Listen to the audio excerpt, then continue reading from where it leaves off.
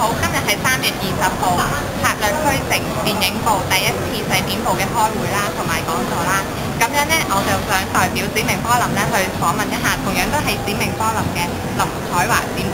你好啊，咁今日就係第一次講座啦。我想問下上完課程之後，你覺得點樣呢？我覺得上完課程之後咧，對製片部咧了解咗好多啊！因為開頭諗住製片部其實咩技能都冇啊，咁就可能生產力只係好簡單，但係原來上咗之後咧，發覺原來唔係咁㗎。譬如好似安排場地啊、計 budget 啊、安排咁樣啊，咁其實咧每一樣都好重要咯。萬一可能安排得唔好咧，可能會搞到攝影嗰個電影播得可能唔可以播出街啊，同埋因為當中好深刻嘅就係因為佢話嗰個好深刻嘅嗰個就係話我哋可能同人哋溝通方面咧一定要做得好好咯，因為我哋會接觸到好多人啊，可能有外國人啊咁樣咯，所以我哋要更加做得好咯。咁謝主製片部真係可以比其他部門做更加多嘅，多謝晒你。咁今日就係第一次製片部嘅講座啦，喺歷時2個幾鐘頭嘅課程入面，你學到啲咩呢？咁其實喺今次嘅裏面咧，我學到就係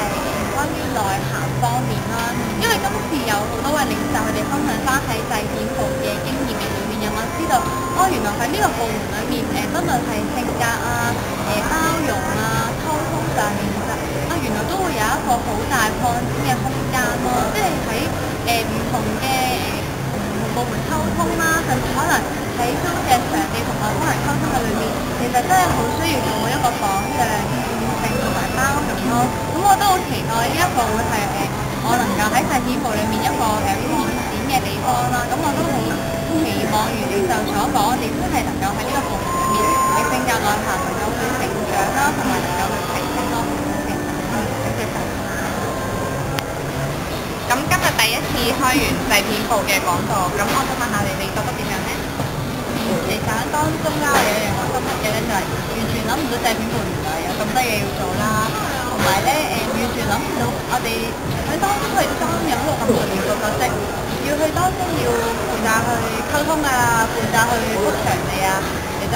因為原本報嘅時候覺得製片部原來其實都唔係好多嘢做啫，應該唔會係好難啦。但係今次嘅會之後咧，知道原來我哋嘅角色真係好重要，好多嘢要做，真係好需要去溝通同埋整合啦。指明科林製片部。